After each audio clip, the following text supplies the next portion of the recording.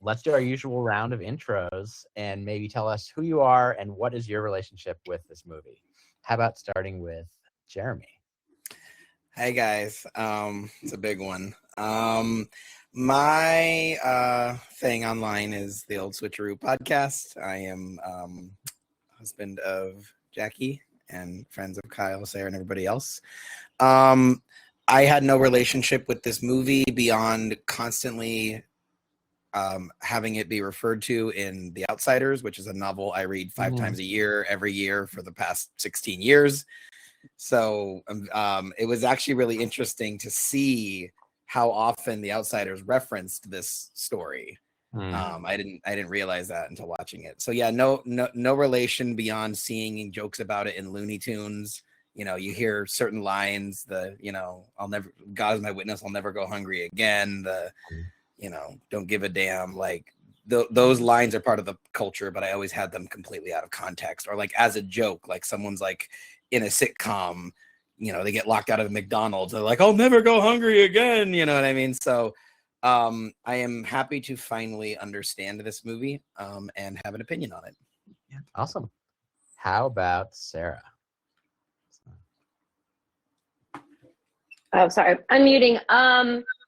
I was a big fan of this book in high school. I think my grandma's the one who wanted me to read it. My grandma was a big time reader. And just a lot of the books I really ended up liking. She just gave to me or recommended. She'd be like, oh, you've never read that? You should read that. Let me get you a copy. And would like throw a copy of a book at me. And she's like, what? I think she was making a joke about, oh, Rhett Butler. Oh, Rhett. And I was like, what are you talking about? And she's like, Gone with the Wind. And I'm like, it was such a big thing, a big cultural thing that she couldn't believe that I had like missed that touchstone. And so I read the book a bunch. I remember I really liked it and I read it a bunch. And then I don't remember when I saw the movie, but it was definitely after I was already really into the book. I don't remember the first time I saw it, honestly, but I've probably seen it maybe like 5 times, 6 times. I mean, it is long, so it's not one that you're just throwing on all the time, but yeah, it's always a favorite. So I love the story. How about Lisa? What's your story? So what's interesting enough is that I never saw this when I was young. Like when I say young, I mean before college. Saw Wizard of Oz plenty of times, right? Same era. I did actually see half of this movie in a film class when I did film studies in college. I think it was just for a general film thing, because we had like one on film noir, we had one on westerns and sci-fi, and I think this one was just a general, film history. So I watched half of it, and I was very interested in it when I saw it, and I was probably like 18, 19 at the time, and I was like, oh, I want to see the second half. I don't believe I ever got to see the second half of the movie, and it never came around again. And so I sat down and watched the whole thing yesterday, and I was just like, wow. My reaction to it and I felt was way different. But of course, I'm, much older now, more aware of social situations and nuances and things like that. And I'm wondering, so Sarah, was the book really good? I'm like, it's a Pulitzer Prize winning book, I don't know if the book was any good, but I felt that the movie itself was extremely sentimental in some places, not in all places, but in overall tone and styling. But I thought it was interesting. I think everybody should see it. It's definitely something to understand about our history and things like that. I don't think it took a critical enough look at slavery, although it did mention some things here and there. But overall, beautiful movie and gorgeous, and some great performances. Awesome. Jeremy, just real quick, mic check for you. Are you back? Let's see. Check. No, you're not back. You're not back. Incredible. While he works. We'll see. Stephanie, it's good now, right? Are you here on audio, Stephanie? Let's see. Maybe. No. That's okay. We'll get for everyone's having some fun. It Today. looks How about- like Stephanie's showing up as muted, so Yeah, ostensibly she can unmute. I don't know. Can I unmute? Am I talking now? you're good now. You're Yeah. perfect. Okay, we're all set. We're almost there. Anyway, let's go over to Jackie. Jackie, what's your relationship with Gone with the Wind? I had no relationship to the movie or the book. I had like a very, very vague understanding of it from the line that Kurt mentioned in the chat, that I don't give a damn line. But then the new Wuthering Heights movie made me want to see this because I feel like it paid homage to it in like multiple different ways. Yeah, nice. I think kind of similar to Lisa in that I kind of came to it a little bit later. I think we saw it maybe right after we first got married because I think obviously Sarah had seen it. So I think that was the first time, and I think this may have just been the second time I've seen it. I watched it once because obviously it's a real undertaking to watch this whole movie. Oh. It's a lot. So yeah, I had seen it a long time ago and had murky memories of it, and so it was good to kind of dive in fresh. Cool. I don't know, Stephanie. We'll give you one last shot audio wise. If not, we'll move on. Can you hear me now? Hey, you're back. Hey. All right, look at this. We're living the dream. I couldn't find the stupid button, it's Zoomer bust over here, guys. All good. All good. Do you want to introduce yourself and tell us what is your relationship with Gone with the Wind? My name's Stephanie. I'm Sarah and Kyle's cousin. I've seen Gone with the Wind probably 1,000 times. I could probably quote it from beginning to end. I read the book. I had like all those little like dorky like history of the movie and how it was made, and watched the biography of the author. Like I really, really liked it when I was young. Nice. You might be the topic expert of this whole thing. Okay, so I don't know about that. Let's see. Usually what we do is I'm just going to read some kind of initial tone setting, story setting facts, and then we kind of break down the movie area, kind of section by section. So just to start, obviously this came out in 1939, was adapted from the 1936 novel by Margaret Mitchell.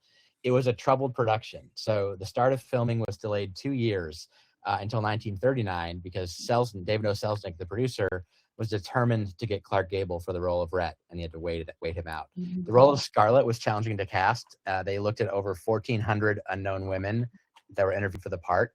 There was original director George Cukor, was fired shortly after filming began and replaced by Victor Fleming, who then was also briefly replaced by Sam Wood because he took some time off due to exhaustion. So a lot of people on this.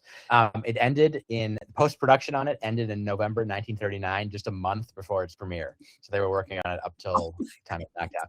Also, like just to note, Victor Fleming knocked out this and Wizard of Oz in the same year as a director. Like that's no big deal. Just dropping two of the most iconic. Yeah.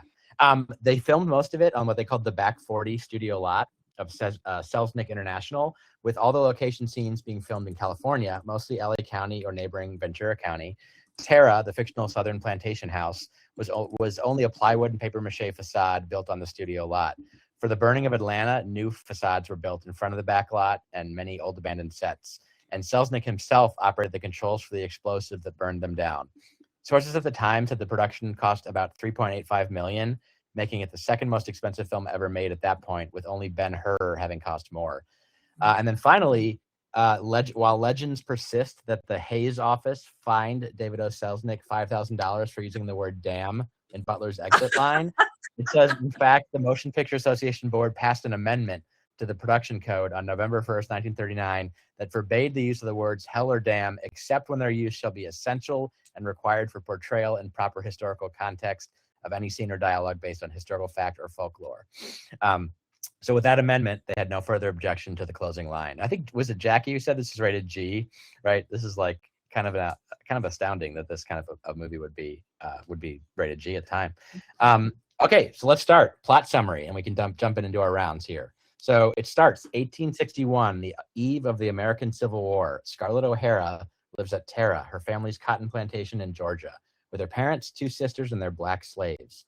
Scarlett is deeply attracted to Ashley Wilkes, and he learns he's to be married to his cousin, Melanie Hamilton. At an engagement party the next day at Ashley's home, 12 Oaks, a nearby plantation, Scarlett makes an advance on Ashley but is rebuffed. However, she catches the attention of another guest, Rhett Butler. The party is disrupted by the news of Abraham Lincoln's call for volunteers to fight the South. In response, the Southern men rush to enlist. Scarlett marries Melanie's younger brother, Charles, to arouse jealousy in Ashley before he leaves to fight. Following Charles's death while serving in the Confederate Army, Scarlett's mother sends her to Hamilton home in Atlanta. She creates a scene by attending a charity bazaar in mourning attire and waltzing with Rhett, now a blockade runner for the Confederacy. So that was a lot of the intro, but let's go around and talk about what was your initial take on the intro to this movie, kind of setting the scene with all the social ins and outs. How about Lisa? I'll start with you. So I literally like the notes, okay? I didn't want to do it on my computer. And I'm like, now I'm going back and I'm like, oh my God, am I gonna be able to read this? So the first thing that hit me was obviously the type, the cards that are actually scene to scene. Like there's so much information in this movie. Every new like chapter or scene needs some sort of explanation on what's happening.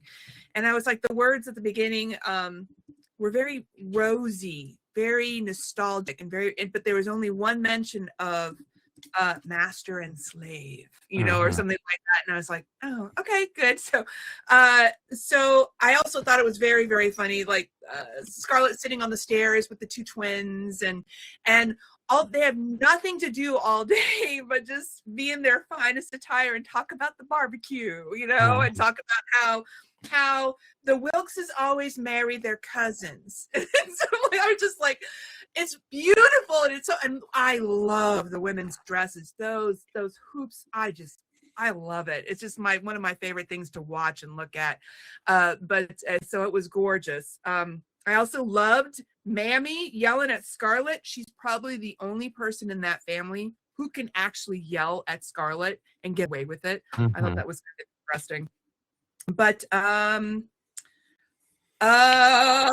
you can't show your bosoms until 3 o'clock. It's just like, I just was like, I loved the dialogue in this movie, and so fiddle-dee-dee. And the thing that really struck me in the beginning here was this dynamic between Ashley and Scarlett.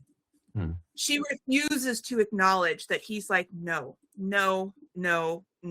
and she is the spoiliest spoiled brat I have ever seen in storytelling, period. And I was hoping that she would lose it throughout this story because I didn't really know what the ending was.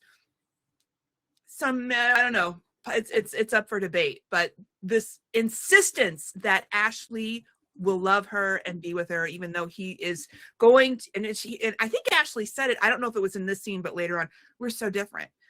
They are very, very different. He and Melanie are perfect for each other. Yeah. Right. So that was my initial thought with this first group of scenes. Nice. All right, we got to go in. Jackie's got a hot take reaction. Let's see in the chat.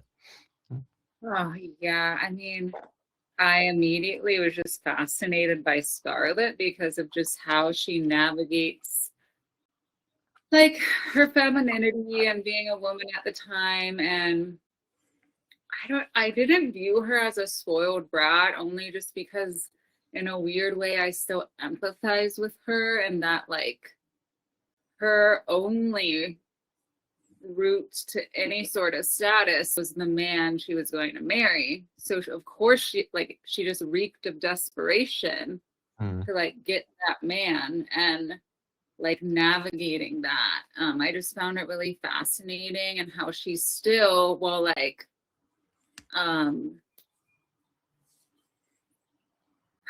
playing into stereotypes, subverted them at the same time. It's like she showed her strength in ways that was acceptable for what she could get, like what power she could get.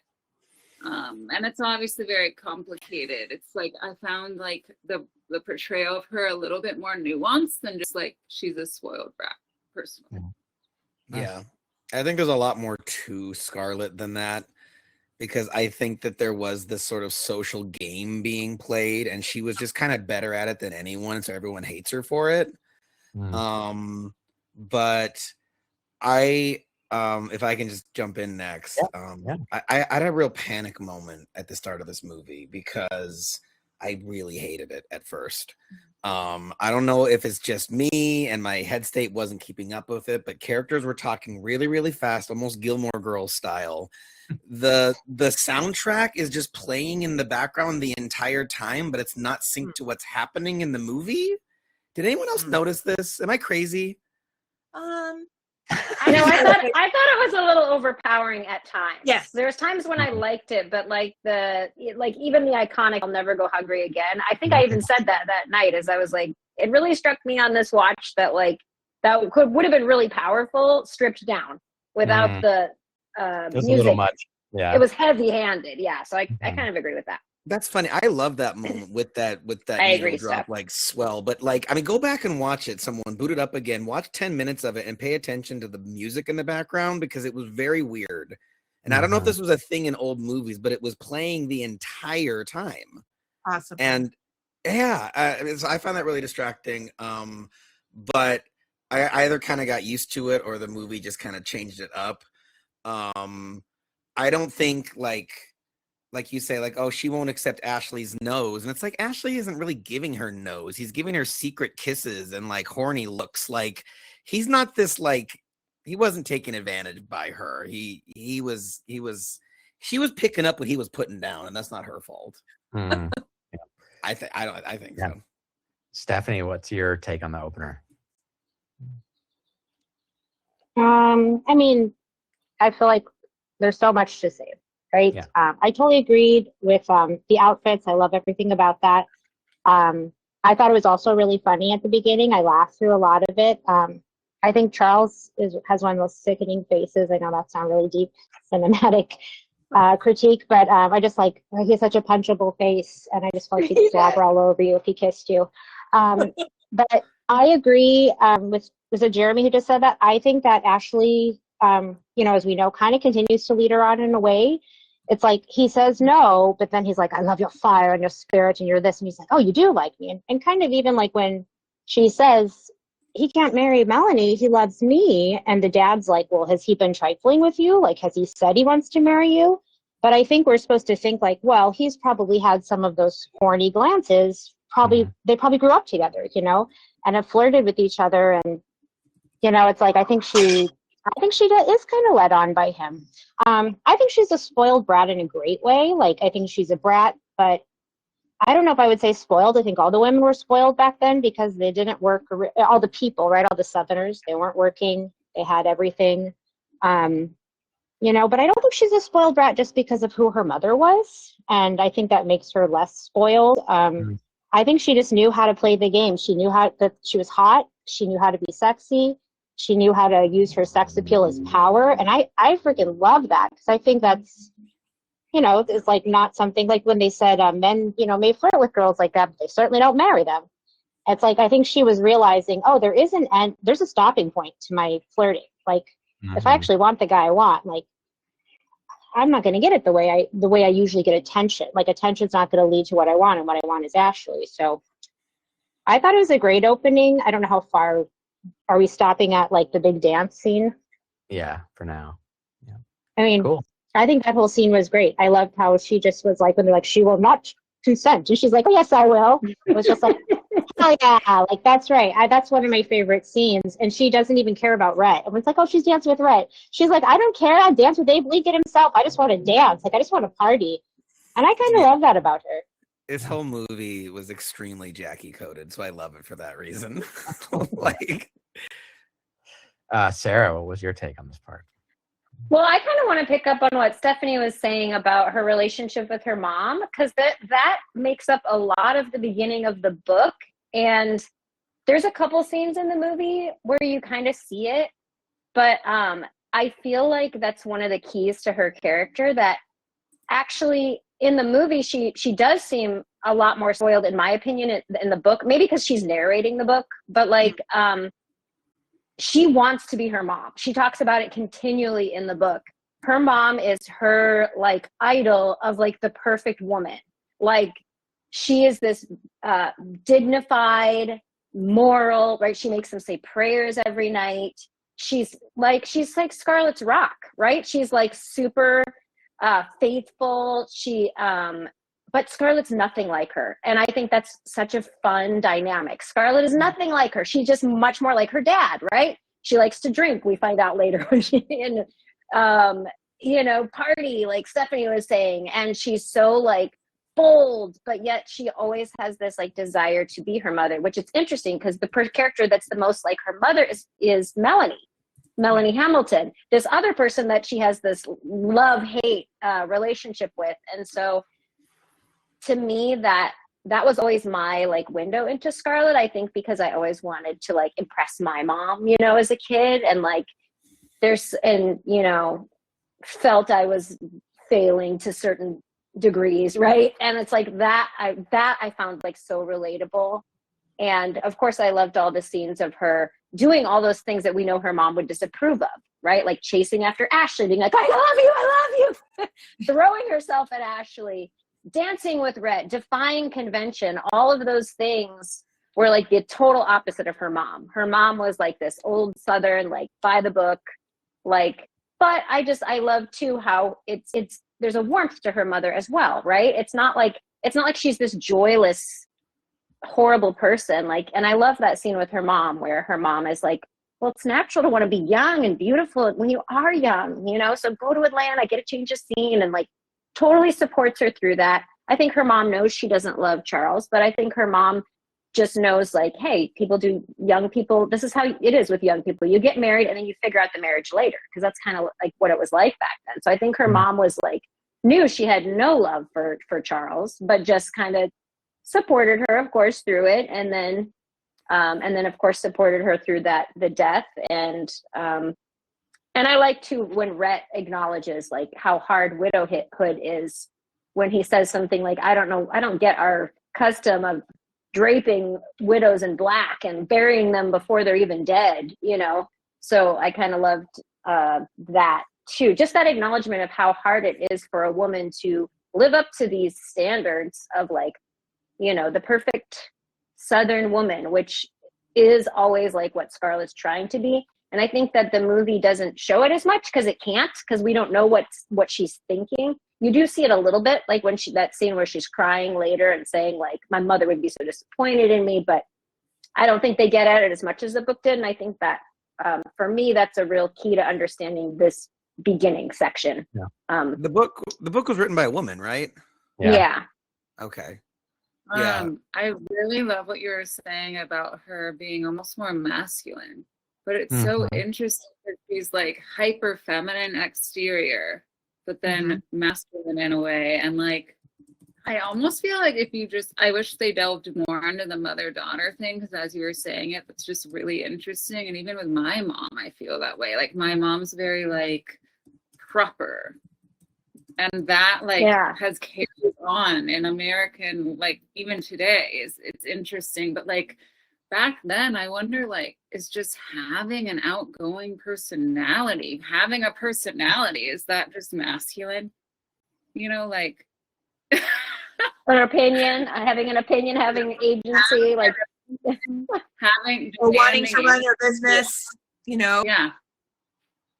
I think that's part of why the movie endures, and we kind of put up with some of its other shortcomings and some of the things that absolutely haven't aged well, is that as a story, it's treating Scarlett and even Mammy as like whole people, and they're complex and they're not one note. And I think that like, I feel like it's one of the better written scripts I've ever watched. Nice. I'm going to jump. First of all, my only other comment beyond that was the fact that he died of measles. The first husband died of measles, which really hits a little bit different nowadays. Rewatching it now that it's back in action. But I also wanted to just take a moment to talk about the elephant in the room. Obviously, obviously incredible historical racism of this movie and what it stood for. So just had a couple quotes and pieces of research I found here. I'm going to let Jeremy when I see it. There he goes. Let's start with basically Black commentators have criticized the film since its release for its depiction of Black people and whitewashing the issue of slavery. Initially, newspapers controlled by white Americans did not report on these criticisms. Carlton Moss, a Black dramatist, observed in an open letter that whereas Birth of a Nation was a frontal attack on American history and the Negro people, Gone with the Wind was a rear attack on the same. He went on to criticize it as a nostalgic plea for sympathy for a still living cause of Southern reaction. Moss further called out the stereotypical Black characterizations such as the shiftless and dull-witted Pork, the indolent and thoroughly irresponsible Prissy, Big Sam's radiant acceptance of slavery, and Mammy with her constant haranguing and doting on every wish of Scarlett. Similarly, Melvin B. Tolson, poet and educator, wrote, "Birth of a Nation was such a bald-faced lie that a moron could see through it. Gone with the Wind is such a subtle lie, it will be swallowed by truth by millions of whites and blacks alike. That said, following Hattie McDaniel's Oscar win, Walter Francis White, leader of the National Association for the Advancement of Colored People, accused her of being an Uncle Tom. McDaniel responded she'd rather make $700 a week playing a maid than $7 being one. Even so, some sections of the Black community recognize McDaniel's achievements to be representative of progress. Some African Americans crossed picket lines and praised McDaniel's warm and witty characterization, and others hope the industry's recognition of her work would lead to increased visibility on screen for other Black actors. So obviously, I don't think anyone's going to be like, yeah, no, I'm anti this stance. But any thoughts on the kind of the racism of this movie? Time in with. I thought that. Oh, sorry, go ahead. Nope. Don't want to go first. You go first. Yeah. Things jumped out at me. One was like when they had the auction during that one dance after her husband died. The slave auction of the women to make. I was like, what? And then later on, when they have the lumber mill and Ashley is against using the slave labor, like really, and she's like, you weren't against it when it was actual slavery. He's like, that was different, and I'm like, okay. And the thing that jumped out at me was with Mammy is that she's smart. She is multifaceted, and she can see right through Scarlett and everything that she wants to do. She loves her little red petticoat, which I adore. And like when she's in the I was just like made me like she has Scarlett just pegged. She knows exactly what she wants and she knows her next move. Like when they were in the town and then she saw her second husband, she like after she's like, oh no, I'm gonna, and then you see the camera goes to Mammy, and Mammy's like just like with her jaw on the floor going, what is this girl doing? Oh my God, she's so, I guess, ambitious. And I guess Hattie is, Mammy is not ambitious. So I just found, very, very white, very, well, whitewashed in a way, but very, very, glowy, like, yeah, sure. Slavery, all good.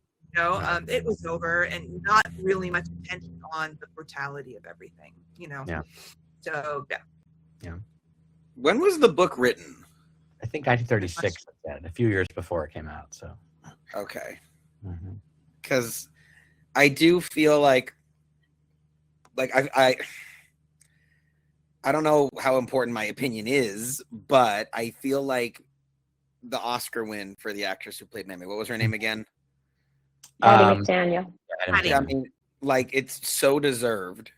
She's every moment she's on the screen, you cannot take your eyes off of her. She is simultaneously intimidating and hilarious, and the audience, we relate to her the most. She has this great line about, like, Scarlett, you're going to be waiting around for that man like a spider. Yes, I love that. I love that scene. It's just like, it's so good. And so she was the first woman of color to win an Oscar, right? Yep. So it's anybody, like, I think. Color. So it's just like, was this movie an important half step towards, Black actors being some of the biggest actors in Hollywood now? You know what I mean? Yeah. Like, do I wish this had aged better? Of course, but would Hollywood today be better if this movie had never been made? I don't think so. Precisely because it was so good and she got the recognition. I do agree, though, the other characters, it's a bit harder to defend, like watching Pork, and you're like, did you just tell this actor to act dumber? Like, because why does Mammy get to be so multifaceted, but Pork is just like an actual simpleton? Like, that's where I think that, like, I understand the logic of, no, this movie is damaging because it's almost more subversive and therefore entrenches into people more. So I don't know. I don't know. Any other thoughts on the racism? Yeah, I have thoughts. Yeah. Yes. I mean, I could totally see how this is like propaganda, and like it could be like seen as this like subtle lie to get people to have sympathy towards the Confederacy. But then at the same time, like maybe the propaganda worked on me. I don't know, because I was like, well, they have a story. like, and the scenes about war, like their people died. Mhm. And the scenes where all the men were on the like ground just dying, I was like, that's a story to tell. And are we allowed to tell the story of the oppressor? You know, are we allowed to consume art from the perspective of the oppressor, even if it is, I don't know, if it's powerful like that and beautiful? I don't know. It like, and it made me really reevaluate, you know, coming from my perspective, I was just so into the gender dynamics. And I'm like, well, am I coming from a place where I'm not really seeing that enough? And I'm like letting it, I'm giving it more than it deserves because of that, because of who I am, you know? Yeah. So yeah, Yeah. those were just some of my thoughts. Like, are we allowed to see, and in a weird way, like, I don't know if this was intentional, but the way that Scarlett abused her slaves, I thought was very real. And oh, she's using the only power she has type thing against these people. And it's almost this like universal story about like what like I feel like this structure, like it's just a story about what happens in hierarchy, social hierarchy, and what happens when that crumbles. Like that truth was very powerful to me. And I don't know if it was super, I just thought it was very honest in a lot of ways, but then obviously didn't show like the brutality of slavery. And I don't know how problematic that really is, I guess. Mm-hmm. Yeah. I think though it's like a really wild time because I'm glad you mentioned the scenes with like all of the soldiers injured because like Sarah said, like this was pre-CG. This crowd shot is actually 3,000 actors all in costume with this perfect shot, and it's like that is incredible filmmaking. Right. Oh, I'm going to say, sorry, I interrupted you. No, finish. Just like, I guess what I was thinking about, and it was like, oh, look at what people do to like cling to the power they have. Like, look at the extent people are willing to go to keep that structure that benefits them like alive. And we see that today so much. And like we see them that they cling to. Yeah. Yeah, and like the lineage of that is still so real to me. And we see the effects of that still so much. But like, it's like, I don't know if I'm inserting that into it or if they were very sort of aware of that message as well, I guess, you know? Yeah. I think that also that the author, when she heard about some of this backlash, like she was kind of horrified because she was super close with her maid, who is a Black woman, and she didn't understand it. And I mean, today we would be like, that would be like the person who's like, I'm not racist, I have a Black friend. It's like, you don't know what you're, you know, I think that was kind of, the movie is supposed to tell Scarlett's story. And I think that the worst thing it does is just make them background characters that we're just like, oh, that doesn't matter because it's all about, you know, Scarlett and what's going on with her. I think it was just kind of a product of the times. Like, I think that probably everyone is shown as, like Ashley, he really thinks they weren't doing anything wrong. We treat our slaves good, right? We don't treat them that way. Remember he said that, like, and he was upset because those prisoners were getting, like, they weren't getting fed properly and they're getting beaten. And we're like, well, we don't beat our slaves. We didn't treat them that way. So it's totally okay.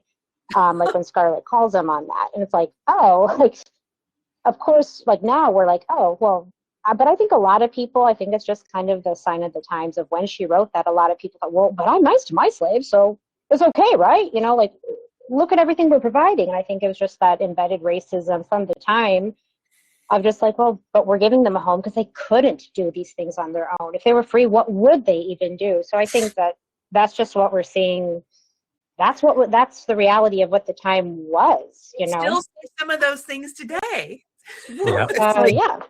You meant in public school whenever the kids are studying George Washington, and like I feel like a lot of people are like, well, he was nice to them, and it's like, you know what I mean? Like it's like that makes I don't know. I just want to acknowledge Lisa in the chat saying that it's wild to go from Adventures in Babysitting to Gone with the Wind.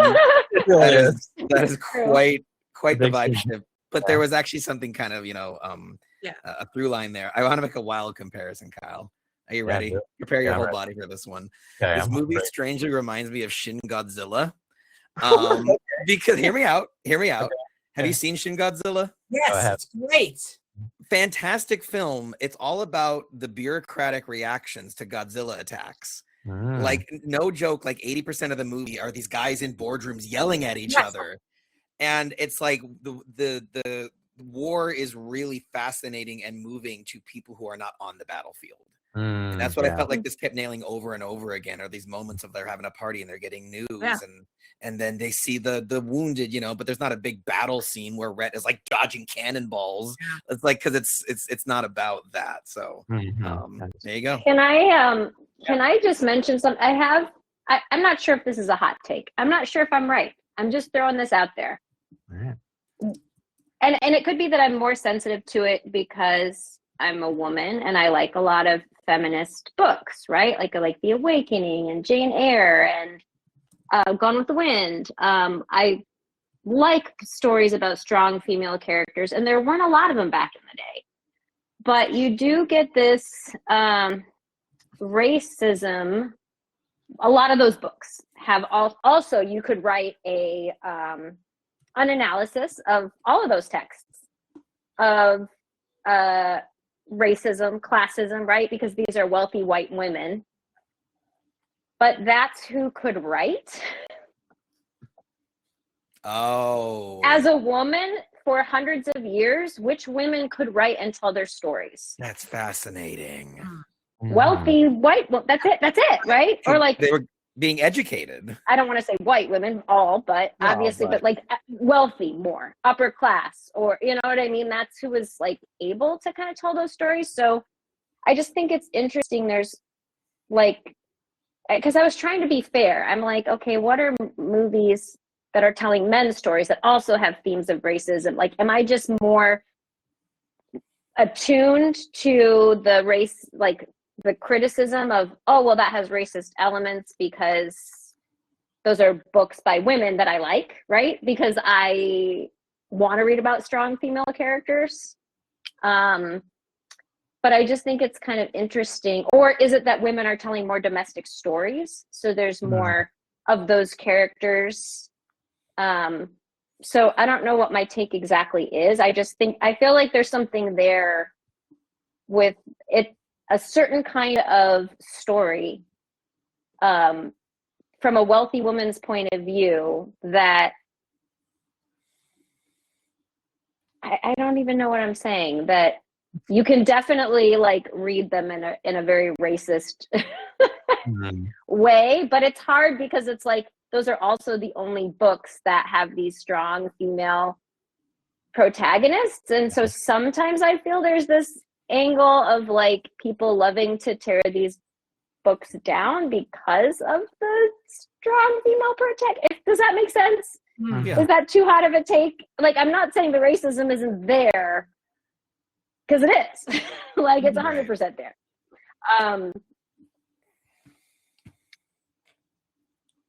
I get what you're So saying. I haven't fully thought that through. Like, I haven't. I've not worked it out as a theory. Here's another in the way that I should, but. It's the 2016 Ghostbusters. It's like is a perfect no. It is a perfect no, but the criticism was enhanced because of gender politics. Yeah, right. Yeah, I guess that's how I feel like these books are easy targets because of all of that. But yeah. Well, anyway. I think they became an easy target in the past couple of years. I mean, suddenly everyone's like, Scarlett's such a brat, she's the worst, and blah, blah, blah. It's like, oh, now we all hate her because we're pretending that we care about these characters that we actually, like, didn't even think about before. So, like, let's be honest with ourselves, too. Like, we didn't think about these things until maybe the past 5 to 10 years, and if somebody else did, like, maybe so. I you know what I mean? It's like, we have become more aware about these issues because we're white and they don't affect us. So we don't think about them as much, like where it's like, oh, wow, like we want to get better and do all these things. But I think just then it's like, well, this whole book sucks anyways. And she's actually the worst character and she's such a spoiled brat and there's nothing good about this story. And it's like, well, I don't know about that. Like we can acknowledge the problematic elements without completely throwing away the entire book, or trying to ban it. Or remember, it was banned for a little while, like they wouldn't show it or something, and then they put their little blurb out before, which I think the blurb is good. Like, I think That's all you it's fine. need. Yeah. I wanted to just add on. Go ahead. I really agree with what Sarah was saying about like the intersection of like class and gender, because like I just feel like there's so many classics by men about men that have racism in it that aren't being like canceled. That's altogether. what I was trying. Thank you. That's what I was kind of trying to say. You said it better. But for some reason, when we read The Awakening, all my students are like, cancel her, white woman, blah, blah, Karen, whatever. Like, and it's just an interesting thing to think about, is that the classics by men that are still very much have racism aren't at all challenged. Or The Great Gatsby.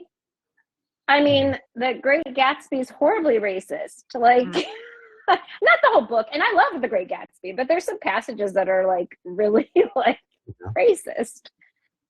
And I don't think we should just stop reading Great Gatsby. I'm just saying it should be an equal amount of criticism. Yeah, and it just feels like sometimes it's targeted at women writers or women's stories more so than at men's. Yeah. And yeah, again, I don't know if it's because they are more domestic, so it's an interior, and so that they open themselves up to that in a different way than like a battlefield, right? Than All Quiet on the Western Front would, I don't know. Yeah. All right. Yeah, but in those war stories, they're literally murdering people. Like. Yeah. And but I get what you're saying, and it's like much more horrific behavior is like badass, Right. But then also, I think that just ties back to Scarlett being such a good character, because like how many stories has there been of a sexy man who's kind of messy and uses people, and like we see it from the female lead, and it's like, oh my God, she's such a brat, I can't stand her. And it's like, no, she's just a actual person who's really attractive, and she's kind of thriving in this horrible structure that other people built, but hate her, and it's like, I mean, I won't call him out by name, but someone in the chat was like, oh, Prissy is so annoying because she blatantly lies about knowing how to give birth to a daughter, which is absolutely like a very stressful moment. We'll get to that later, Kyle, but it's like, oh, can you blame her for trying to have value? You know what I mean? It's like, anyway, I feel like we don't give her enough credit. I feel like we have to police our own reactions to these stories. I think that's what's happening. Not police, I don't want to say that word. Just like understand our own reactions to these stories. You can like Scarlett. She's a strong character. She's a fucking survivor. All right. Right. So it's okay to admire that, while you can see the aspects of it and go, okay, that was the time, not okay. But it's a truthful part of the story. So don't react to it like, and just be like, cancel. Just go, okay, I can take that. I can understand that, and just be like, not okay, but I can understand it. Right. But I think if we can be like, like, I think not everyone can have that reaction to it. Right. So sure. I totally get why people hate this movie. Yeah. I'm not saying that's wrong. That's I think what makes it so fascinating. Yeah. Okay, this is going to take us. We're 47 minutes into this podcast. Don't worry. This next section is going to take us all the way to the intermish. So get ready. It's a long movie. Okay. Here we go. The tide of war turns against the Confederacy after the Battle of Gettysburg.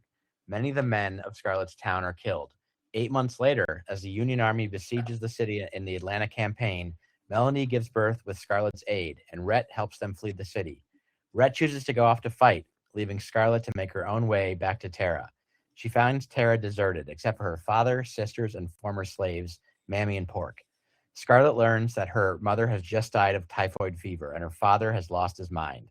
With Tara pillaged by Union troops and the fields untended, Scarlett vows to ensure her and her family's survival. All right, Jeremy, what was your take leading into the intermission? Okay, so this is the blockade run scene, right? Right. Then or is that after intermission? Where was the escape? The escape, yeah. The escape from Atlanta and was this part of the movie? Okay. Sorry. Well, I mean I just realized I was like, oh yeah, there's never like an action scene where like Rhett is like dodging cannonballs No. or whatever. Right, but right. there kind of is that blockade run. Yeah. Especially Yeah. for when this movie was made, was freaking I mean, thrilling. through the fire, Through the taking- fire, Yeah. and he's punching motherfuckers off the wagon, I was and like, and there's and it happened. and there's like there's that breathtaking shot of this whole city on fire, and it's just the silhouette of them, and I'm getting goosebumps. I was just like, wow, that is an all-timer special effect, and special effects don't usually age that well. Yeah. But didn't they really set sets on fire to make that so. shot? Totally, Like, yeah. it So they're not must messing have. around. Yeah. But that's like one of those scary moments for directors. Like, we get one shot at this, Right. so nobody freaking bump the camera. You know, it's just like, I just really love that. We, not to be the what about men guy on the podcast, but can we just take a second to talk about Rhett? Because Yes. Rhett, Yeah, absolutely. He's my favorite character in this movie. he is incredible. He is like the sexy troll. He always knows just what to say to get under Same. Scarlett's skin, and it's such a good dynamic because Scarlett manipulates everybody but him, Him. and she obsesses over him for that. She doesn't even really like him initially, but when she realizes her powers aren't working on him, she's like, I'm gonna break this guy. I'm gonna get him. There was a moment, Sarah and Kyle have this joke. Can you guys explain Katie's reaction to seeing dogs on screen? Because then it's going to segue into what I want to say about Rhett. Key. Yeah, whenever Kyle and Sarah's dog sees an animal on screen, they like to joke that she goes, "Key," or whatever. I can't. So there's a moment when Rhett is talking to Scarlett and he strikes a match on his shoe, and Kyle and I both like kind of sat up, and like was we the most both had badass like, oh, thing I've that's ever seen. baller. That's like our key. But having only ever seen him as like a joke on Looney Tunes and in like weird like memes and stuff, I thought he was an amazing character. And I feel like the movie is half his and half Scarlett's. I agree. He can see Scarlett for what she is, but he still likes her and he still wants her. He loves chasing, and that's what she gives really well, right? Yeah. But I feel like he's the only really sane person in this movie, like especially from the beginning with the war. You know, I mean, he recognizes it all the time. He's like, the South is done. Why are we fighting? Why are you cheering for fighting? And also they kept on calling him captain, but he was never in uniform. I didn't really quite understand that. But now that you said he was a blockade runner, I'm like, okay, good. He's like a contractor or something like that. Right. You know? Yeah, So, like for hire. yeah.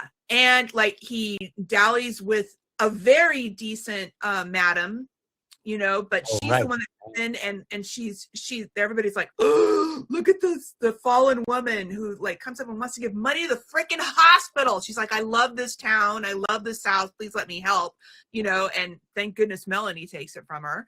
So, you know, so I just feel like he's very sane. He understands what's happening. He's not often, gentlemen fight better than the rabble. And I was like, what are you talking about? And Rhett was like, we have no cannons here. We have no artillery. We don't have any infrastructure to beat these people. And even though they were winning in the beginning, obviously they fell, you know?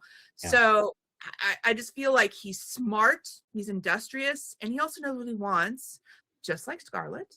And goes after it, and he doesn't really lie to her, except that he does love her. He does say, I don't really love you, I'm not the marrying kind. He does love her. Right. I mean, he admitted it in the end, but she broke his heart, you know. So I love Rhett. Yeah. Stephanie, what's your take going up into the intermission? No, I love it. I mean, I love everything about the movie, but I also love Rhett. I think he's great.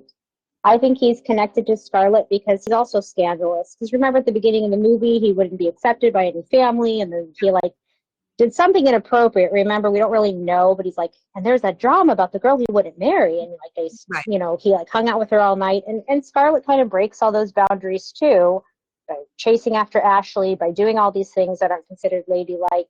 So I think he's just like, hey, I found my person. Like I'm kind of a reject in a way too. And he kind of tells it like it is, and they don't want to hear it. But I love the whole scene. I love how he kind of comes to the rescue, but then he's like, you don't need me anymore. You can take the rest of the way home. And she's like pissed, but he's right. It's like he kind of like, I'm going to help you here, but now you're going to stand on your own and get moving because you can. And I think he really empowers her in a lot of ways. And I don't know. I think he's totally likable. And the whole movie, ever since I was a little kid, I was like, why the hell does she like Ashley? He's so freaking lame, and Rhett's so dreamy and great. And like, I just like, there's no contest here. I made my husband watch it a couple weeks ago, and he's like, I like this Rhett guy. What is this Ashley guy? Yeah, this movie's pretty good. What is this? Yeah, like he was kind of like he really did not like Scarlett, but he's like, I like this Rhett guy, and what does he like? Why does she like this Ashley? Go, because he's unattainable, because she can't have him. And he's like, well, she's an idiot. I'm like, she is being an idiot, But I think that is, like you said, Lisa, I think you said that's part of the game, right? That's what we like about watching them, of like, will they, won't they? I even kind of like how he just grabs her and kisses her, like, I do what I want. And she kind of does the same thing with Ashley, right? Like, she crosses his boundary all the time, Yes. like all the time. He's trying to be faithful, even though he's totally hot for Scarlett and attracted to her. And she's constantly crossing his boundary, and Rhett's just, I think, is just doing the same thing with her. Mm-hmm. I have a question about Rhett. Well, I have a comment and then a question. Sure. I just wrote down some of his best lines from before the intermission. He says, I am neither noble nor heroic. Oh, what a badass thing to say, Kyle. Come on. In the beginning, she says, you're no gentleman. And he says, you're no lady. That's a compliment. Yeah, I love that. it's so good. It's so good. You should be kissed Yes. and often by someone who knows how. Fuck! Is that the hottest fucking thing anyone has ever said? I'm the only man over 16 and under 60 that could show you a good time. And it's just like, it's just incredible. But so my mixed feelings about him, and I don't know where the switch happened and why, but at the beginning I was like, I can kind of root for him because he does not believe in the cause. No. He thinks that the downfall of the South is the natural progression of social evolution. But he's the Han Solo. He's out there just to make a buck. He's not, but then at one point he just enlists. He stops being for hire. And he just goes up to fight. Why did he do that? Because that's what I was like, I kind of liked that you weren't a Boy Scout for the South. What happened? Yeah. It's a good question. I mean, maybe just he just has a conscience under all that. I mean, like just like learned too, right? I think because he doesn't stand for everything, right? He stands for himself. He says that a lot. He goes, "I stand for one thing, Butler," and I think he realizes that there's not as much value in just standing for yourself and making it all about you. And so I think it's his way of kind of trying to do something. It's like, maybe I do want to be noble. Like kind of like later when he's like, maybe I am the marrying type. Like maybe I can be different. In the same way that Scarlett's always like, I wish I was like my mother. I wish I was more like her. It's like they both kind of want to be someone that they're not, and they fight against it, and then they'll embrace how they're different, but then they both, I think, kind of do want acceptance, Yeah. Well, I think that you can see in the second half of the movie, Rhett sort of totally changes and caves to social convention because he wants his daughter to be accepted by, like, quote unquote good society, which I think is really interesting. But were you finished, Steph, or did you want to say more about the first half? I didn't want to cut you off. Oh, no. Yeah. Oh, I was just going to say, I think there's a read of this movie where you can actually read Scarlett as being like her behavior toward Ashley and toward chasing after respectability, like her mother's, like trying to be like her mother, is like a symbol of like the lost cause. I think that's like a read of the movie, right? Her going after Ashley, who keeps saying like, you have so much life. I'm not like you. Do you know what I mean? It's like he's the South, right? Like he's this dead thing, right? He's like symbolic of this glorious past, quote unquote glorious, right? Obviously, depending on what color you are, it's a little more glorious or less, but that she keeps chasing after and is not like, ever going to get, because it's done. It's dead. And I liked what someone said, and I can't remember who said it, about how Rhett is the one who keeps kind of trying to like shake her out of that. but then at the end, in the second half, it's almost like he goes more conventional for his kids. So yeah, I think they're both like really complex, interesting characters in the way that they either accept convention or defy convention, which again, I think makes it such an interesting movie, and why I think the movie has a lot of value, even though it totally nostalgizes, is that the right word? Right. It glazes the the South and the system of slavery and all of that. So Jackie, what was your take on this up until the intermission part? I mean, I just love what Sarah was saying about, like, yeah, I really liked Rhett until the second half. Like, I thought he, in a weird way, like, because he was with the madame, like, he almost, like, respects women more and views them as actual, like, sexual beings, and, like, he, like, his relationship with the madame, I want, like, a whole movie about that. I want a movie about her. I think that would be really interesting. But and I think he, like, respects Scarlett, and they are both sort of playing this game together where they acknowledge the game. But yeah, Sarah kind of made me understand why I stopped liking him the second half. Well, I have one more thing to say about him. Oh, also, there's this whole thing lately. I don't know if you guys have heard about, like, Bring Back Men Who Yearn. I like it. Is it weird that I really liked Rhett's, like, masculinity? Like, no, everyone likes Rhett. But strong, but, like, he respected women, like, he was sexual and, like, a man, but not like well, the other men in the South probably viewed women as, like, property, but he didn't. Like, I kind of like I feel like he's a good version of masculinity, but I don't know if that's bad to say.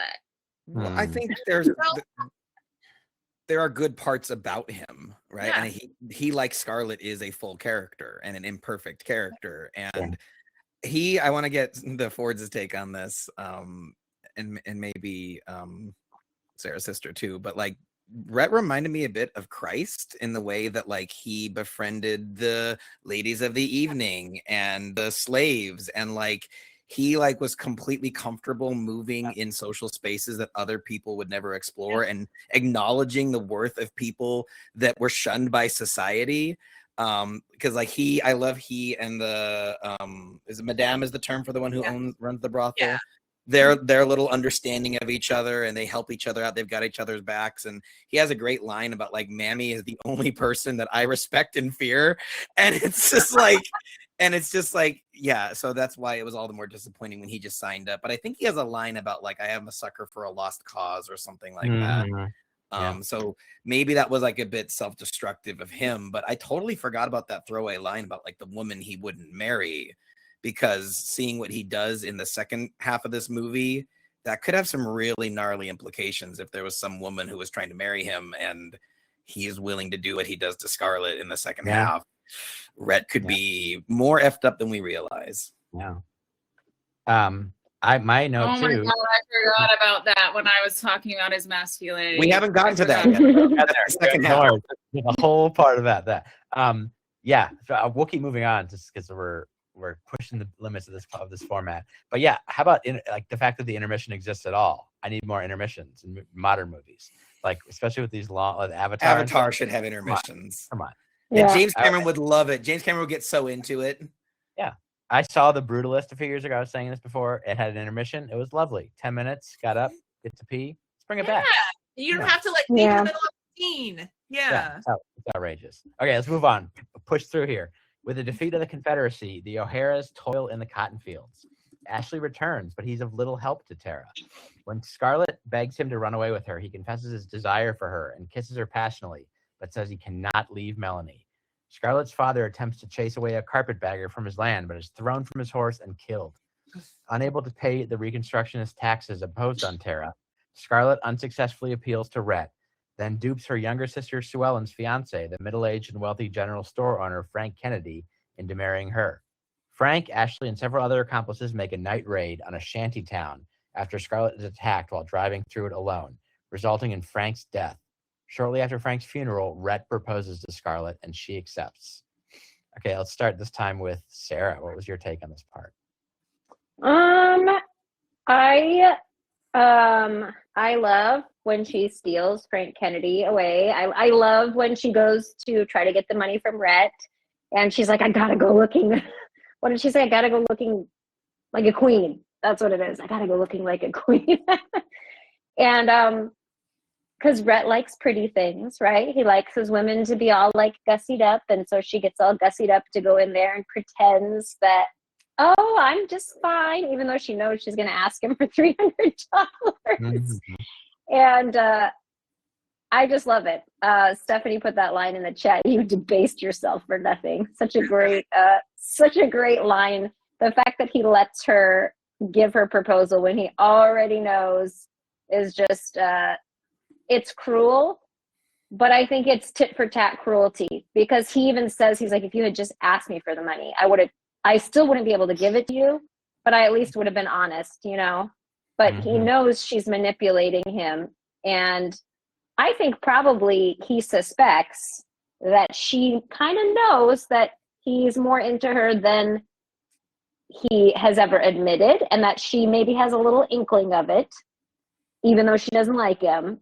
And I think he's really hurt in that scene, actually. Like, he's very cruel to her, but when you see his face change when he realizes what she's doing, you can actually tell he's really hurt. I think Clark Gable acts the scene really, really well, because I really did believe, I was like, oh, he's actually really hurt by her. Yeah. And then I love Scarlett for just walking out and instantly, and she even says, she's like, oh, you'd want to marry Sue Ellen. Oh, that wouldn't help Tara. Well, can I put my hand in your pocket? My hand's so cold. Like, that's when Mammy goes.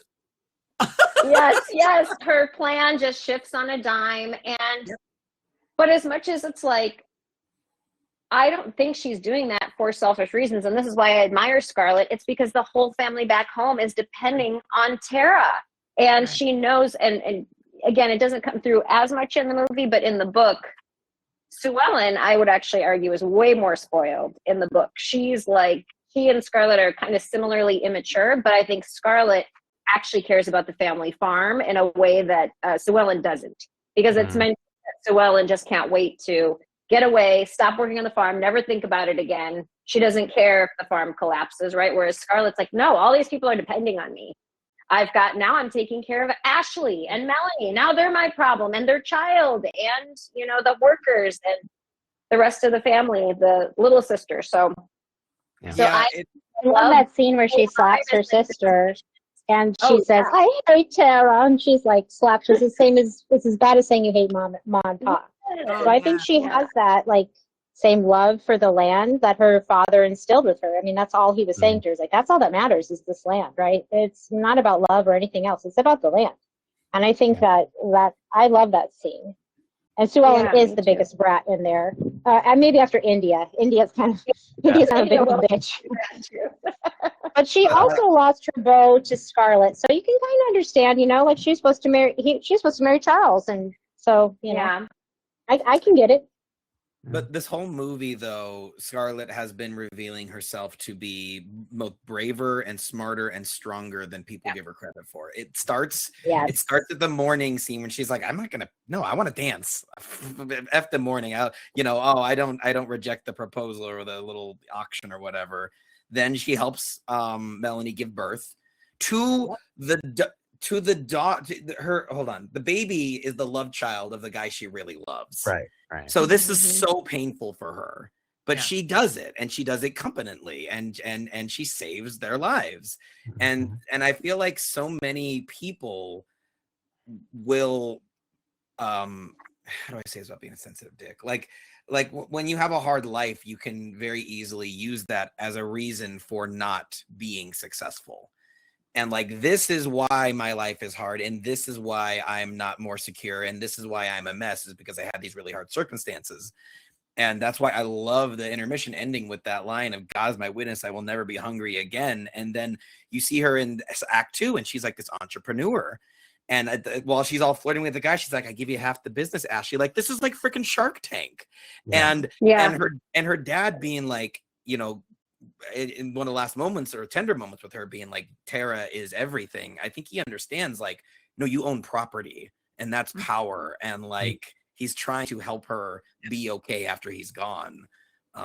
So I really love Scarlett's like rise. But then the fact that she still is not this new perfect person. She's still a mess in a new way. Yeah. Lisa, what was your And I take love that. Oh, yeah. sorry. Go ahead. Go ahead. No, that's Stephanie. Go ahead, Stephanie. No, I was just gonna say I really like the scene too where she brings in Melanie to get what she wants. Where she's like, Oh, "Ashley's yeah. so hateful," and then Melanie's like, "Oh, how unchivalrous," and he says, "I can't fight both of you." Like, he's such a wimp, right? Like, he's like, "Well, I can't fight my wife," and here's Scar, but she's totally manipulated. See, when she cries, she looks like up, like she's like, "Oh," and she's looking, waiting for him to go, "Are you okay? What's wrong?" And then Melody's like, "Scarlett, dear, Ashley's so hateful." It's like she pulls it out right when she needs to, and then she'll be tough as nails right when she needs to. But I think she's really reflective too. Like, even when she kills that guy, it's like she's like, "Well, I guess I've done murder. I'll think about that tomorrow." It's like, we'll worry about that later. I love that scene too. I love Sarah's take on that scene though, of like Melanie running in with the sword. You know what I mean? When the Yankee, you know, and that's why I think it ties in with Jackie being like, well, like, you know, what movies are okay to be shown, and like, we see this Yankee soldier here to do horrible things to these helpless women, you know, and like, he's the monster in that scene. Yeah. Right. You know, and it's just kind of weird because like, weird timing, but like, our country right now is attacking another country, and like, what would the perspective of people like, you know, civilians who are like on the sidelines of a war, just like in this movie, what would their that happen though? You know, I bet that happened.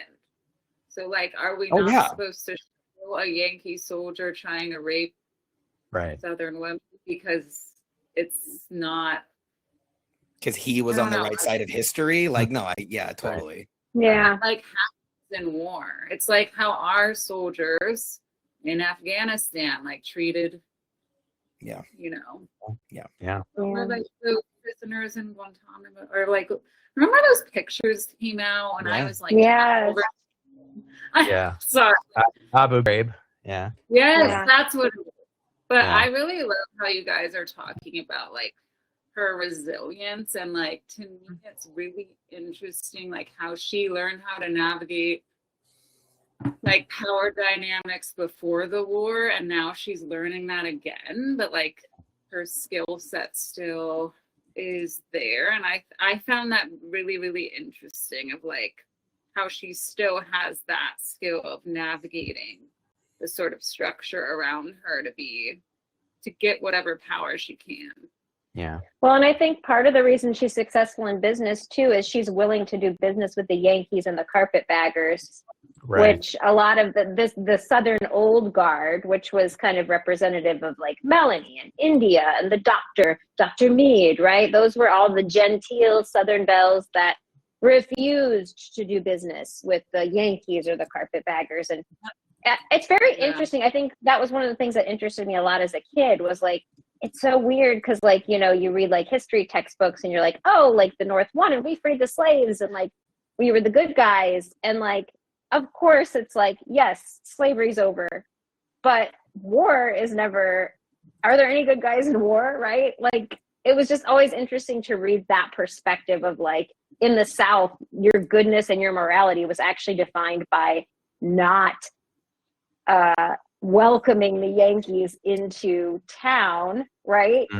And I don't know, it's just very interesting, like seeing the other perspective, right? Kind of like you were saying, Jackie, about like how would they look at us, or I think Jeremy actually was saying about like what are people in Iran thinking of us right now, you know? Yeah. So the I'll jump to maybe let Lisa close this out in a second. But I was just going to note too. Sarah's read the book, so she can confirm. But it sounds like, according to this little fact, part of the scene. What do they call it? Not when they had their little ragtag band going out to find people, Frank, Ashley, and the accomplices, their little raid. In the book, apparently it is the KKK officially, but they changed it for the movie to not give offense to elected officials who belonged to it. Oh boy. Pretty Said discouraging. it was just Northerners. Right, you're right, exactly. Yeah. I Lisa, remember writing about it in school, like writing Yeah. a paper about that part of it. Any Yeah. thoughts on this part, Lisa, as we close this part out? Yeah, so I am really glad that I'm talking to you guys about this because I had a really hard time with a lot of Scarlett's behavior.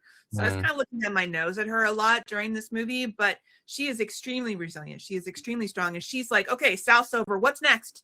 Because I have ambitions, and I don't ever want to be hungry again. And I need a husband that can help provide for me. So she does that immediately. She gets 2 businesses. She basically explodes her businesses. And also I think Frank complains, you took it all over from me. And she's like, because I know what the fuck I'm doing, dude. Okay. So, that's why, and also that also catches the eye of Rhett too, again, because, she's like, done really well for yourself, good job. And also the one thing I also noticed too, I made, I think 2 or 3 notes about it. Everybody always gives, I think it's mostly Ashley and Melanie, gives Scarlett big responsibilities. Take care of Melanie. Take care of my son. Take care of Ashley, please. You can do it. I know you can. She's like, I don't want to. And obviously they're seeing something in her, that there's more to her than this exterior that she has, the bratty exterior, obviously, and there is. She still has the core of her that is very, I want for me, but at the same time, at that time, if a woman didn't do that, she wouldn't get anything that Scarlett had, period. She would just be the property, married. We can rape her at any time. We can do whatever we want with her. We can all her property and all her money, and it's the man's, So good for her. Yeah, this is an incredible segue. Speaking of raping anyone at any time, to this next scene. Rhett and Scarlett have a daughter whom Rhett nicknames Bonnie Blue, but Scarlett still pines for Ashley, and chagrined at the perceived ruin of her figure, refuses to have any more children or share a bed with Rhett. One day at Frank's mill, Ashley's sister India sees Scarlett and Ashley embracing. Harboring an intense dislike of Scarlett, India eagerly spreads rumors. Later that evening, Rhett, having heard the rumors, forces Scarlett to attend Ashley's birthday party. Melanie, however, stands by Scarlett. After returning home, Scarlett finds Rhett downstairs drunk, and they argue about Ashley. Rhett kisses Scarlett against her will, stating his intent to have sex with her that night, and carries the struggling Scarlett to the bedroom. I'm going to go lead with Jackie on this one. I feel like he has some takes. Yeah. She's like, yep. Wow. Okay. Yeah. So when I watched the movie, I thought this was rape. Me too. Okay. And I think that it kind of goes into what Sarah was saying about Rhett becoming what he once sort of like tried to not be, and what Lisa was saying about like, women are really just property. So he's like taking what he feels is his for this last time before Scarlett sort of like does what she wants under her own sense of independence or whatever. It almost felt like punishment in a way too. It was really interesting to me that like she wasn't a good mom. She was just there. And he was the more present father figure, and she like didn't want another child. She didn't even want, sorry, I'm kind of going off vibes here. Like I don't remember as much as you guys do. Your vibe coding. I was gonna say she's vibe coding. But like she kind of didn't want kids in the first place, right? Yeah. Yeah. So it felt like punishment, and yeah. And I think she has more kids in the book, doesn't she, Sarah? Because I haven't read Yeah, the book she in has so a long, kid with Charles and with Frank. and with Kennedy. And Yeah. and she is Yeah. a really bad mother to them. Mm. Like she Yeah, just completely leaves them and goes off and runs these businesses and like doesn't pay attention to them at all, basically. But in the book too, like after he rapes her, they talk about how she was like remembering the night's passion, and they kind of show that in the movie too, how she's like, all right, like Yeah. it's like, oh, she got laid, you know, and like I feel like the book kind of makes it sound like that she was like, I was resisting it, but now I like it. I just remember thinking, ew, gross. Mm-hmm. Yeah. I mean, I- I think that can happen. Like, this is probably where it gets really weird because I do think that can happen when you love someone. Mm. Like, I think it when did you- happen. Yeah, it happens. Like when you love a man and then you're in it, you don't want it. I think it can happen where then you do. Well, Well, I think that also she's saying no because she doesn't want children, not because she's not Yeah. sexually attracted to Rhett. Because it's kind No. of shown that they have a good sex life when they're, well, I don't know if they show it in the movie as much, but it is. She says he's going to try to make it fun. Like he's like, haven't you ever gotten married just for fun? Remember? And she's like, Right. fun for men. And he's right. like, no, it can be fun if you have the right partner. So it's like kind of hinted that like they have chemistry, right? So, and I don't think she's saying no because she doesn't like him. I think they do have good sexual chemistry and she probably enjoyed their sex life, but she doesn't want to have the baby. So it's more akin to like a Bridgerton thing. Yeah, I mean, like it doesn't matter why her no is a no, right? But like I do think it plays. No, but it into- changes the experience of whether or not that those two things can coexist, that it Yeah. was rape and it was pleasurable. And that's why I was bringing up Bridgerton, because there was a lot of discussion about like, remember when Daphne is like trying to get pregnant and like, so, and whether or not that was rape on the girl's part, because even though it was pleasurable for him, he didn't want to have kids. And she kind of like forced his hand. Well, not his hand, but you know what I mean. I just think though it plays into the complications of like sex itself because like Yeah. you want a guy to be aggressive and dominant but not too much, and it's Right. like and when does it cross that line? And I do think it's also interesting that Rhett does this after having been in war, and I do think that there is a certain like mentality or mindset that you probably adopt to survive something like that, and it might make you a more brutal person. So do you guys think that Rhett actually felt bad about it? Do you think his apology for his conduct the night before was sincere? Yeah. I Yeah, think so. I think it But was. also what follows that is I want a divorce, right? Right. Stephanie, what were you saying? Oh yeah, go ahead. No, I was just agreeing that I think it is sincere, but he's like, you know what? I was really drunk. Let's move on. We're making ourselves miserable. But if he had come up and was at any way at all tender to her, I think that could have been their moment, right? Because she was smiling in bed. I think even in the book too, she's like excited to see him. She gets excited when he comes through the door. And if he came in and said probably anything but that, I think things would have totally changed for them. But I think that's, again, like there's their star-crossed lovers type of thing, right? Like their timing is always so terrible. That's what's so frustrating about the movie. It's like, oh my gosh, she seems happy. She actually liked that wild night. Great. Like they're finally going to work things out, but they don't work things out because he comes in and is like, I'm done. I'm taking Bonnie. And you see her face. She instantly gets like, you can see her. She's like, nope. She puts her hard face up. Like, I'm protecting myself now. And it's actually so sad. That part always makes me sad because I'm kind of rooting for them. And then I'm like, oh, man. Yeah. Why does he want to divorce her? Oh, let me invite Sarah back up. Sorry. Wasn't it because she still harbored feelings for Ashley? Oh, that's right. Like at the Like very she- end. Yeah. He realizes that despite having this whole life with me and I'm like the sexiest dude alive, like you'll never stop loving that guy who doesn't care about you. His picture. Mhm. Yeah, the picture is what made him spiral. Yeah. Lisa, did you have thoughts on this part? Yeah, there's this whole dynamic with them: push, pull, chase, run away, and it does seem like Well, that's the whole reason. The whole Ashley thing is the whole reason why they get into this gigantic tiff. And he's like, "You're going to wear your sexiest dress and you're going to go to that party and I'm going to leave you there alone." And I was like, whoa, she looks fabulous when she walks into that party, and everybody is in their very sedate things. And so, can somebody explain Melanie a little bit to me?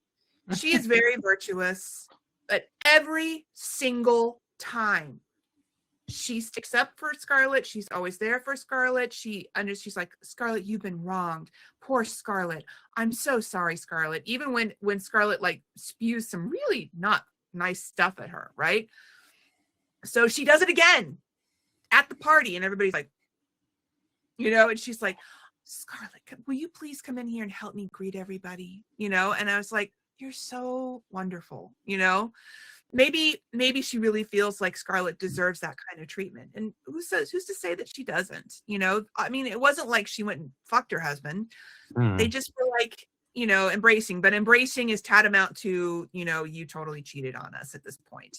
I think she's smarter than when I was younger and watched it. I thought, oh, Melanie's such a sucker, right? She's so sweet, gag. But she becomes one of my favorite characters because I think she's 100% on to Scarlett the whole time. Oh, yeah. And I think she actually is super confident in the fact that Ashley will not leave her. And I think Ashley really does love Melanie. And I think that they show that at the end. And that Scarlett was just a pretty little fancy thing to him, and that's it. And I think she's super confident in that. I think it also could be, it's a passive-aggressive move, right? It's like, yeah, she could have shut the door on her. She could have thrown her out, but she didn't. And so she always maintains her dignity, her ability to be the appropriate lady of the time, right? Like, I kind of think she handles everything so beautifully. And I think she's just a genuinely kind person. But I think she's also on to Scarlett, and she's super confident in her relationship with Ashley. She's not worried one bit. I don't think she ever was. That's fair. I had a snippet as well for this scene. This is one of the most notorious and widely condemned scenes in Gone with the Wind, and it depicts what is now legally defined as marital rape. The scene has been accused of combining romance and rape by making them indistinguishable from one another, and of reinforcing a notion about forced sex that women secretly enjoy it and is an acceptable way for a man to treat his wife. So yeah, definitely a little rough.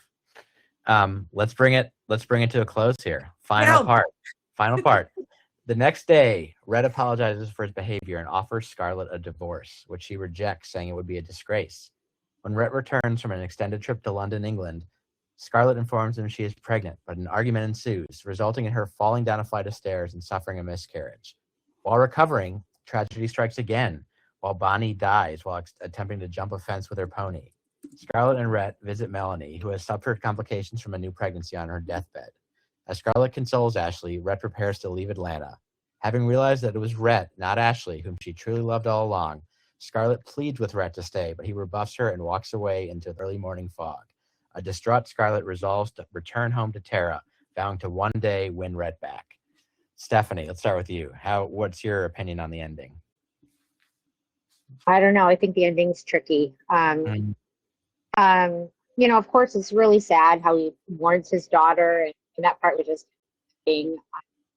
And again, like, he's happy when he sees that she's pregnant again. His face lights up, and then she just goes cold on him, and it's sad. Like, I think the whole thing is sad, but I think at the end, I always kind of wondered, like, does she really love Red, or is she just like, well, the guy I've been looking for, my guy, like, wow, because she's like, you really did love her.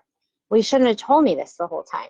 It's kind of like, oh, like, is she just going to Rhett because she finally realizes that Ashley actually loved Melanie? And she's like, well, I guess I really love Rhett now too. It's like, I don't know if I believe her 100%. Like, I want to believe her because of course I want them to be together. But I kind of felt like maybe Melanie's little line at the end is letting her know, like, hey, you're blowing it, man. Like, you're blowing it. You have this guy that loves you and you love him. So I don't know. I think it's kind of tricky. I think it's a little bit tricky. I mean, of course, I love the end. I love that there's no happy ending. I love that, there's still a little bit of hope, but it's like, he's like, I don't give a shit. I don't give a shit what you do anymore. I think he's had enough. So yeah, I don't know. I think it's a tricky, I don't know how I felt at the ending, and I've seen it a million times. How about Sarah? What's your take? Well, going back to that, I feel like in the book, and it's been a while since I've read it, but I did read it a lot as a teenager, like a lot, like multiple times.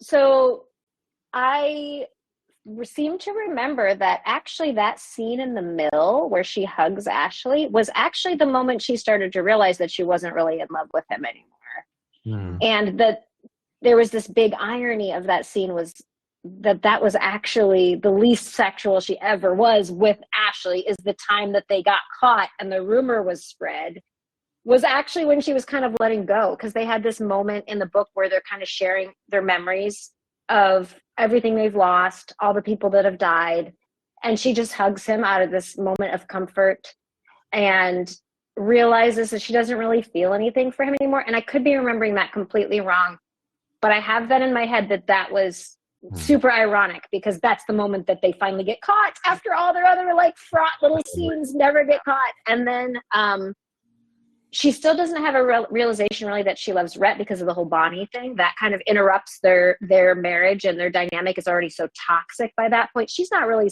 thinking of Rhett as a partner.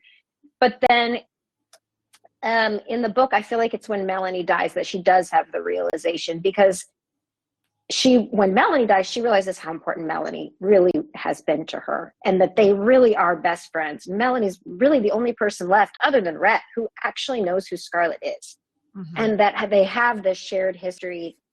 And so she really, really breaks down in the book when Melanie dies, and is like, it realizes how much she genuinely loves her and cares for her. And then she realizes that the person she wants to comfort her in this moment is Rhett. And that is like a big, so I did feel like it was super sincere, that she really does love him. In the book, in the movie, I agree with Steph. It's like, it's presented a little bit more like she realizes she doesn't love Ashley. So she's like, well, you should have told me that before. But in the book, he does say, he does say in the book though, that he's done with her. Like, he's like, I loved you more than anybody else could have ever loved a woman. But it's like, I spent every penny I had on you and it never worked. And I'm empty. The bank's empty. Like, I don't have a penny left in me, which I thought, oh, that feels realistic to me. That feels like someone who's tried to make it work 100 times. And I always wished that line had made it into the movie, because I liked that line about like, I spent every penny I had on you and you never loved me back. And remember when he even says like, I wished you had called for me, and we know, right, that she did call for him. He did. Yeah, but he's like, he didn't. He doesn't believe her anymore. But it's like, we know, it's like, oh, she did want him. She did desire him. It was just a little too late. It was never a good time, and they were always fighting about something else. And But Lisa, there's, go ahead, Jeremy. well, I was just gonna say, just because the Bonnie beef in it, like, it hit me like a ton of bricks, because like that was the best reaction I've ever seen. I literally screamed and jumped off the couch, because Yelled Bonnie down. There's so many layers to it though, because like the daughter is being fearless in some ways, like her mom, and the mom is the one, and but Scarlett, the mom, who Rhett constantly says is a terrible mother because she was never interested in being a mother. She never really cared about Bonnie that much, but she's like, he's going to die like dad did. Get her off of there. No one listens to her. And then the kid dies exactly like her dad did. And we all like, and if they had just listened to Scarlett, that could have been avoided, But there's something about the movie just being like, well, the kid's not going to die like the dad. And then to go there made it feel really memorable and tragic. And also, just how you called that from the first time she was on the pony too. It wasn't even the death scene. As a joke. You called it like 2 scenes before they showed. And Bonnie you're like looking at each other like, oh, he doesn't realize like, what's coming. But then also the beauty of that is that it's just so random. It's so randomly tragic of all the things they've survived. And it's just the family's addiction to risky horse jumps just brings them down every time. I feel like the person who wrote this book knows of a family where that happened. Where people kept dying from jumping these damn horses, and it just got into the book that way. Yeah. Lisa, what was your take on the ending? Yeah, it did kind of feel like she was coming around, and that moment, I think that moment between her and Ashley was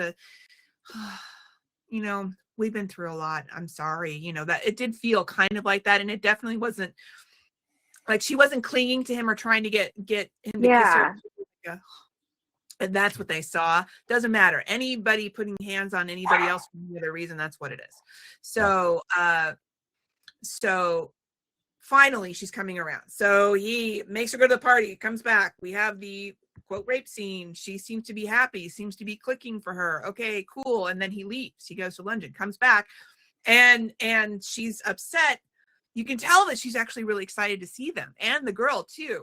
But then he just like kind of, you know, spouts up. He's used to her behaving in a certain way, and so he starts out responding in a certain way, and then she's like, oh, and then he's like, you should just, you know, probably gonna have an accident. And she swings, and I was like, holy crap! I like sat up and I was like, what? I mean, like, oh my God, you should have an accident. Doink, down the stairs, done, right? And she does call out for him. So it does seem like things are coming around her, and she's like, I've kind of been a fool, but she does not do contrite at all, right? That's not her thing. So he doesn't hear her call out for him, nor does Melly tell him, you know, which is unfortunate, you know. But then Melly dies, and she's like, I'm coming around. He's like, I need peace. I'm done. I can't give you another chance. He's given her so many chances, right? Yeah. It's unfortunate. But she literally is like, tomorrow is another day.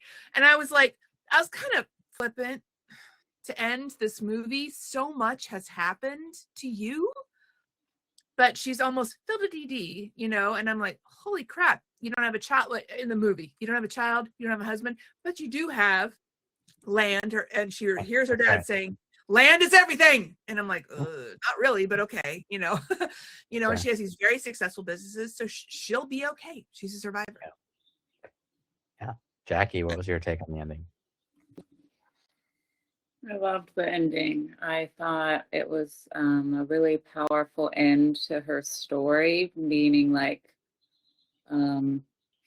she had this love, she had a miscarriage, she had a daughter die, she had her whole family die, she's lost everything, and her whole society has like changed around her, and yet like she knows she can transcend that and like continue, and I like loved it so much.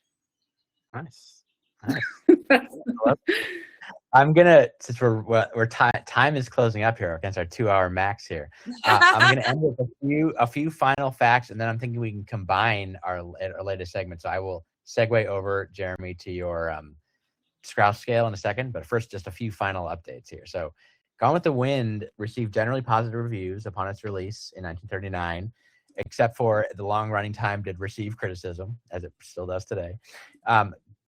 Gone with the Wind was immensely popular when first released. It became the highest earning film made up to that point and held the record for over a quarter of a century. When adjusted for inflation, it is still the highest grossing film in history. And interestingly, too, it premiered on American television on HBO in 1976 and played on HBO 14 times throughout the rest of the month. It became, at that time, the highest rated television program ever presented on a single network. This was on when it re-aired on NBC later. It was watched by 47.5% of the households sampled in America, 65% of television viewers, still the record for the highest rated film to ever air on television. Kind of crazy. And then a couple things, I think Jackie might like a couple of these quotes. These are from Roger Ebert's review. For the story it wanted to tell, it was the right film at the right time. Scarlett O'Hara is not a creature of the 1860s, but of the 1930s, a free-spirited, willful, modern woman.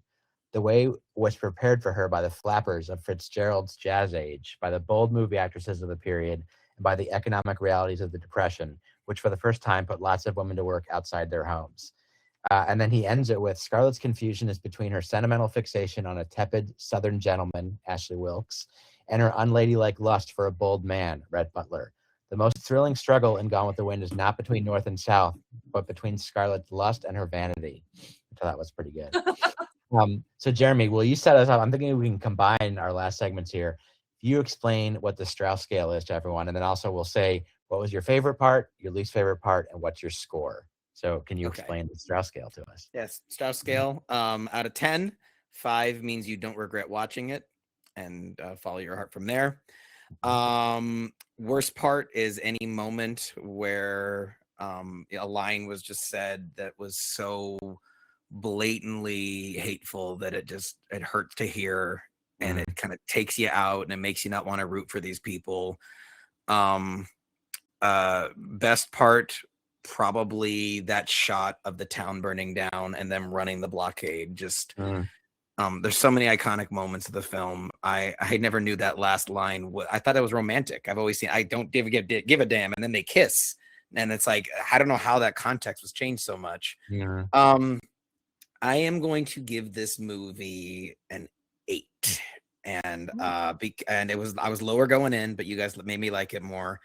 I just think it's -1 for the very legitimate reasons that a lot of people don't like this movie or think it should be watched. And then also -1 for that weird, one of you, please rewatch the first 20 minutes of this movie. There's something weird about those opening scenes with the music that just is so weird. And it kind of took me out of the beginning. So I give an 8. Nice. How about Lisa? Okay. So last thoughts and Strauss scale, I definitely would give it an 8 too. I mean, I was actually sad that I had not seen the whole thing up until this point. I was like, I mean, my husband always complains, call yourself a film student, you know, and all this stuff. This is a movie that should be seen, obviously in its original format, to understand, you know, at that time how movies were produced. And this was a Pulitzer Prize winning novel about the South, and it just should not be missed. You know, it enough happens. Like there's enough exposition and things that happens that can keep people interested. So my favorite part, I swear, the first 2 things that popped up were Mammy oriented. One's is like, "Come on, your show your buzz before 3 o'clock," and I was like, just like laughing so hard. And then after the intermission where they're in the carriage, she's like, "Can I put my hand in?" And she's like, I swear to God, it just made me laugh so much. I love Mammy so much. I don't know I hated any particular one point. I just didn't like the untruthful treatment of slaves. It was very glossed over. And I mean, we had to mention the you know, the white prison. I don't know. I don't remember if there were any Black people in that prison line. I'm sorry, I can't remember that right now, but it did seem like they were mostly white men. So, you know, that was pretty brutal, but because I wouldn't like, you know, slave prison labor either. So, I didn't really like any of that. And the last moment of Frankie, My Darling, I Don't Give a Damn, that's pretty good too. Absolutely. Yeah. Nice. Stephanie, what's your take?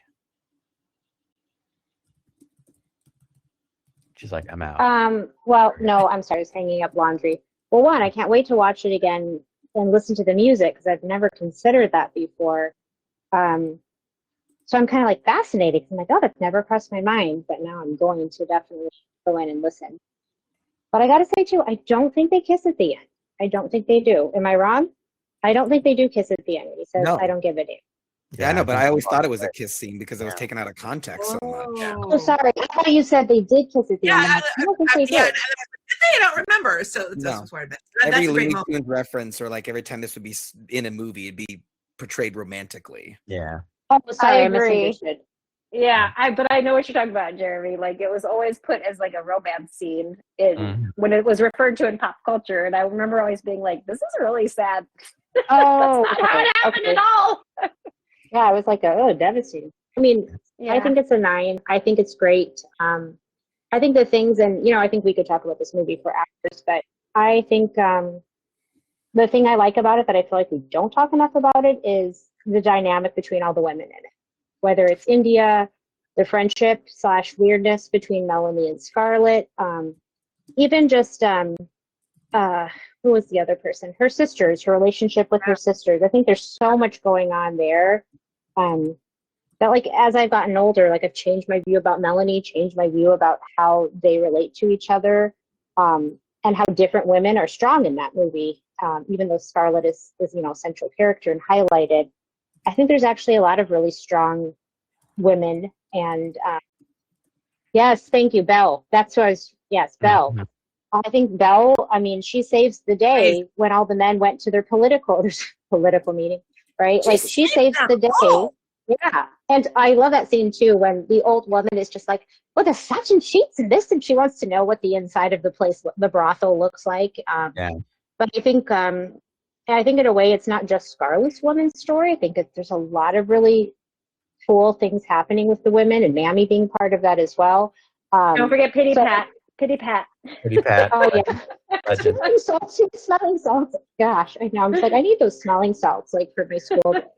But I think there's a lot of good things that we didn't even begin to talk about because there's so much going on. I think it's a great film. I would say a 9. Yeah, and also too, I think I would just recommend I don't know which one it is, but the biography of the author is really fascinating. She really, there's something about it that I remember. She dressed in trousers as a little kid, and she went by a boy's name, and there's a really interesting story just about her connection to gender and how she grew up well before she even wrote the book. Just like she's a really interesting person. So I would say check it out. Cool. Let's check it out. I'll put in mine real quick and I'll end with Sarah and Jackie. But I think I'm also at a 9. It's a fantastic movie, but obviously gets dinged for the problematic content of the time, but it also didn't shy away from it. So I give it credit for, I don't want to say doing the best it could at the time, but I feel like it has a take on it beyond just like, there is some glossiness there that's smoothed over, but I feel like there is some vitality and like personal traits that they brought to those characters that were useful and probably maybe a little bit subversive at the time, which I thought was good. I was gonna say my favorite part was frankly my dear I don't give a damn. But I think now that you mentioned Aunt Pity Pat, it might be Aunt Pity Pat. How about Jackie? What's your take? The movie is like so beautiful, and I don't think we talked about all the shots of silhouettes and sunsets and like just how visually appealing it was. And it was like 4 hours long, and I was never once like bored, and I was like so in the whole time. Does it dismiss the brutality of like the system of slavery? Like, yes, but it's still a 10 for me. Nice. And because like it's so rare for me to feel connected to a character, like a female character like this, of like, there's this like William Butler Yeats poem I love called The Second Coming, and one of the lines is called The Center Cannot Hold. Mm-hmm. And it's just this about how society changes, like over and over again, society changes. And there's such rare that I find a female character really grapple with that, and the sort of meaning behind it, and like her story throughout it, and the love and the dynamics of love. So I'm gonna give it a 10. Nice. All right, Sarah, take us out. Well, I'm going to give it a 9. While I adore almost everything about this movie, I do kind of agree with Jeremy's take on the music. I did find it a little distracting at times. I didn't like the music. Yeah. I like it separate from the movie, but it did seem in some scenes, I don't know, kind of cloying. Because I think because there was so much going on visually, because like Jackie said, it was so beautiful. It was like throwing another layer of frosting on top of an already perfect, beautiful cake. Does that make sense? Like another. It's like, yeah, treacly would be a good word for it. I just wanted to throw into like going along with what Stephanie said about the author. I was reading something about her too, that she was really interested in like erotica and like erotic writing. And so that may have been why like she was interested in the dynamics of and the push-pull of romantic, love and sex and sexuality and stuff like that. And that's interesting that she was kind of interested in gender, like even as a kid. So I thought that was kind of interesting. I think for me, the worst is the men going out, even though it is a funny scene, like when they pretend to be drunk, Dr. Mead pretends to be drunk and all that, like, but that was the KKK in the book. So it's very hard for me, even though they don't play it that way in the movie, but because I've read the book, I'm like, they're glazing the cake. That's the KKK. They're basically a terrorist organization, right? And we're seeing it from a sympathetic viewpoint, right? Right. That is really hard. That is really hard for me to square. Like, that's harder for me than Pork and Prissy and Mammy and all the other portrayals, just because that's rough.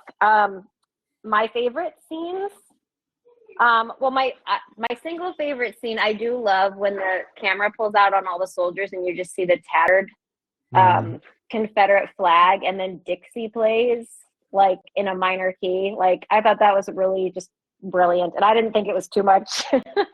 But my favorite, actually, I think, is Melanie dragging the sword out in her little nightie to back up Scarlet. Because, like, kind of like Steph said, I think the relationships between the women are really core to this movie, even though it's like we talk a lot about the Rhett-Scarlet dynamics, which are totally interesting. But I kind of feel like Scarlet Melanie's the heart of the movie, because Melanie, interestingly, is a character that's the most like her mom, who she supposedly wants to be like, but she actually hates Melanie through most of the book, like hates her, and is like, oh, me and Melanie, oh, she's such a this, she's such a that, you know?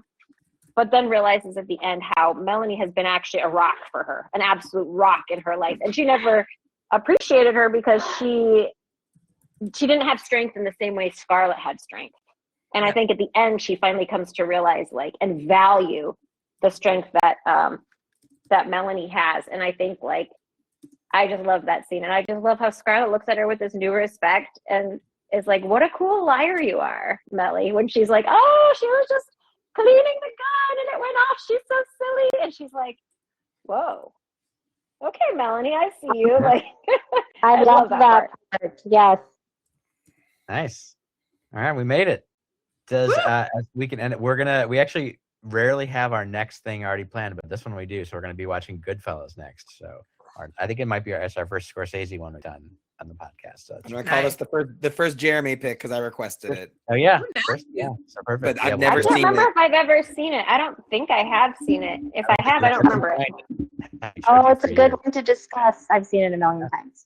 Cool. Yay. Anyway, Okay, you. cool. I We think can come back. we'll plug ourselves in the liner notes for this, since I started this a little early, so our time's running out. But thank you everyone for coming, talking about Gone with the Wind, and we will see you on the next episode. Next time. Bye. This is fun. Bye. Bye.